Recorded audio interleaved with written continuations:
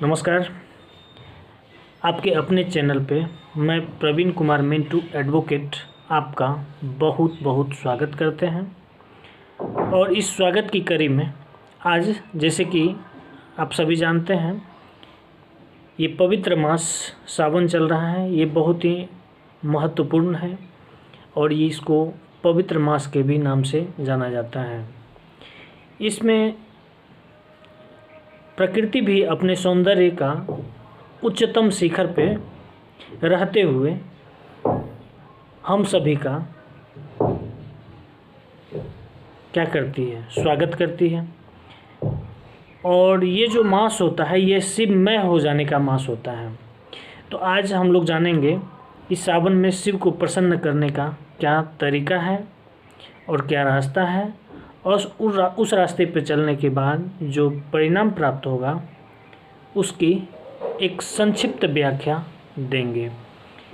और हम जो बोलेंगे वो केवल थ्योरी ही नहीं होगा, बल्कि मैं उसका प्रैक्टिकल कर चुका हूँ और उस प्रैक्टिकल से जो परिणाम प्राप्त हुए हैं उसको मैं आपके सामने परोसने का प्रयत्न करेंगे।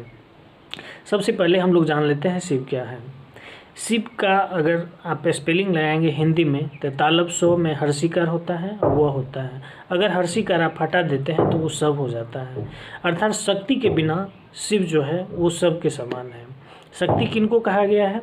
पार्वती को कहा गया है। पार्वती का अर्थ क्या होता है? 5 तत्वों से परे रहने वाली जो बत्ती हो, अर्थात पार्वती। हम सभी क्या है? पार्वती हैं। ठीक है, हम सभी सजनी हैं, वो साजन है। अब इस बात को थोड़ा सा आपको समझना चाहिए। आप अगर सोचेंगे मैं कौन हूँ, तो मैं ये शरीर नहीं हूँ। मैं इस शरीर में एक चमकता हुआ सितारा हूँ।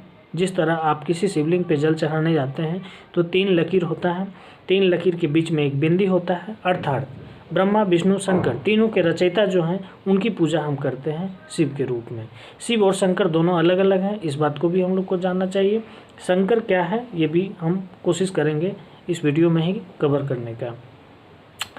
इसके अलावा तो जब हम इस रोशनी से उस रोशनी को कनेक्ट करते हैं तो उनकी जो भी शक्ति है वो हमारे अंदर आने लगती है। उनकी क्या क्या शक्ति है? वो पवित्रता के सागर हैं, हम भी पवित्र होने लगते हैं। वो आनंद के सागर हैं, हमें भी आनंद मिलने लगता है। वो सुख के सागर हैं, वो शक्ति के सागर हैं, वो ज्ञान के सागर हैं, वो पतित को पावन बनाने वाले हैं, वो पारस बुद्धि को, पत्थर बुद्धि को पारस बनाने वाले हैं, मुक्ति जीवन मुक्ति के दाता हैं। इस तरह उनकी महिमा अनंत है। तो जब कभी हम उनकी याद में बैठें, अर्थात उनका योग करें, इस रोशनी से उस रोशनी को कनेक्ट करने का कोशिश करें, तो उनके सारे गुणों को हम चिंतन कर सकते हैं। और आप ऐसा कहा गया है, आप जैसा सोचोगे वैसा बनोगे। ठीक है, संग का रंग लगेगा। तो अगर सोच की शक्ति को आप इस रोशनी से उस रोशनी को कनेक्ट कर देते हैं तो उनकी जो भी शक्ति है वो आप एब्जॉर्व करने लगते हैं। ठीक है, ये मंत्र है मन मना भव, यानी मन को मेरे में लगाओ। मन रूपी जो आपकी आँख है उसको आप इस रोशनी से उस रोशनी को कनेक्ट करते हैं तो यही आपकी पूजा हो जाती है, यही आपकी चिंतन हो जाती है। और ये पॉजिटिव वे में होता है, जिसका फल आपको एक आनंद की अनुभूति जैसा महसूस होता है। इस आनंद की अनुभूति को पाने के लिए लोग के द्वारा आप देखेंगे अनेकानेक काम किए जाते हैं, लेकिन मैं आपको बताता हूँ, आप ऐसा करके देखें, आपको बहुत ही ज़्यादा आनंद मिलेगी। आनंद क्यों मिलेगी? क्योंकि जब आप समझेंगे मैं कौन हूँ, एक चमकता हुआ सितारा हूँ, पॉइंट ऑफ लाइट। ठीक है, तो इनमें 7 शक्ति समाहित है। ठीक है, आप देखेंगे कि मन जो है, मन ये बहुत गतिशील है, 1 सेकंड में कहीं से कहीं की यात्रा कर लेता है। आखिर मन को क्या चाहिए कि इतना दूर चला जाता है भाई? तो मन की जो अपनी शक्ति थी वो आज खो गई है। उसको पाने के लिए वो क्या करते हैं? भटकते रहते हैं। तो इस स्थिति में उनका जो भटकाव है वहीं पे जाके ख़त्म हो जाएगा। जिस चीज़ की इनको आवश्यकता है उनका वो महासागर है, जैसे शांति, जैसे प्रेम, जैसे आनंद, जैसे सुख, जैसे पवित्रता, जैसे शक्ति, जैसे ज्ञान। ठीक है, इन सभी के हम प्यासे हैं और वो सागर ही नहीं महासागर हैं। ठीक है, तो जब इनकी शक्ति, इनकी रोशनी, इनकी पॉइंट ऑफ लाइट से निकलने वाली किरण उनसे कनेक्ट होती है, आपके चिंतन से, आप अपने चिंतन से उसको आप कनेक्ट कर देते हैं, तो उनकी शक्ति आपको आने लगती है। फलस्वरूप आपको अतीन्द्रिय सुख की अनुभूति होती है। अतीन्द्रिय मतलब ऐसा सुख जिसको इंद्रिय से अनुभव नहीं किया जा सकता है, उससे भी महान सुख। अब आते हैं भक्ति मार्ग में शिव को प्रसन्न करने का क्या तरीका है। आप देखे होंगे सावन में बहुत ऐसे आदमी होते हैं जो जलाभिषेक करते हैं।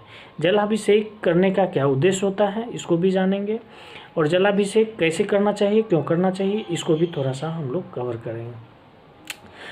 तो जलाभिषेक में होता क्या है कि भोलेनाथ जो हैं ये कल्याणकारी हैं। शिव का अर्थ ही होता है कल्याण करने वाला। तो कल्याणकारी शिव सिर्फ जल जो फ्री ऑफ कॉस्ट अवेलेबल है उनसे ही प्रसन्न हो जाते हैं, क्योंकि वो गरीबों के भी मसीहा हैं तो अमीरों के भी हैं। ठीक है, उनके सामने all are equal in front of my Shiv Baba. ठीक है, शिव बाबा के सामने सभी बराबर हैं।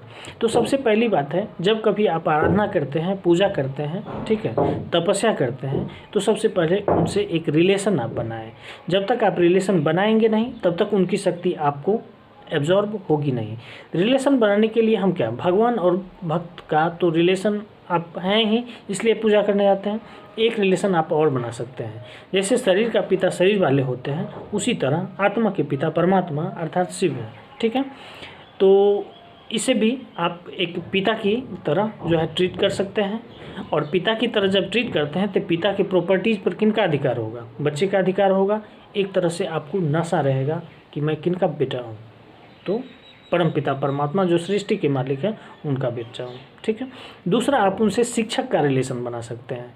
जब कभी कोई भी परिस्थिति में, ठीक है, आपको समस्या चारों तरफ से घिर लेती है तो आप उनसे बातचीत करें और वो समस्या का सॉल्यूशन आपको देंगे। ठीक है, तीसरी बात है, अगर मंत्र की मैं बात करूं तो अखंड मंडलाकारं व्याप्तयन चराचरम तत्पदम दर्शितम यान तस्मै श्री गुरुवे नमः। ओज्ञानतिमिरांशस्य ज्ञानांजन शालाकया चक्षुरोन्मीलितं तस्मै श्री गुरुवे नमः। गुरुर्ब्रह्मा गुरुर्विष्णु गुरुवे देवो महेश्वराय गुरुर साक्षात् परब्रह्म तस्मै श्री गुरुवे नमः। ये हैं जब आप उनसे गुरु का रिलेशन बनाते हैं, वो तो गुरुओं के भी गुरु हैं। ठीक है, तो उनसे जो भी चीज़ है वो सारी रिलेशन आप बना सकते हैं। उसके बाद कर्पूर गौरम करुणावतारम संसार सारम भुजगेंद्रहारम, ये जो है उनमें डिफ़ॉल्ट छुपा हुआ है, इनका तो होना ही चाहिए। अब आता है नमः शिवाय, ओम नमः शिवाय। नमः शिवाय पंचाक्षरी मंत्र है जो आप दैनिक जीवन में रहते हुए अगर इनका आप मानस जाप या फिर पूजा के समय जाप करते हैं तो इनसे आपको बहुत ज़्यादा पावर मिलती है, शक्ति मिलती है, संघर्ष करने की शक्ति मिलती है, पॉजिटिव रहने का ताकत मिलता है। आप अनेकानेक परिस्थिति में भी घिरे हुए हैं तो भी आप उनसे निकलने की क्षमता आप में आ जाती है। जब इसमें ओम आप ऐड कर देते हैं, ये जो है 6 अक्षर का मंत्र हो जाता है, इनका अलग फ़ायदा है। ठीक है, तो मैं बता रहा था शिव और शंकर, 10 मिनट से ज़्यादा का वीडियो नहीं बनाएंगे। तो शंकर क्या है सो आप जान लीजिए। शंकर एक प्रतीक है, ठीक है, जो बाघ के छाल पे बैठे हुए हैं, त्रिशूल गाड़े हुए हैं, डबरू लपेटे हुए हैं, सर्प की माला है, ठीक है, और जटा बनाए हुए हैं। ये संकेत है कि जब हम शिव से अपना कनेक्शन जोड़ते हैं तो जटा मतलब जो मूर्ख इंसान होता है वो भी बुद्धिमान हो जाता है।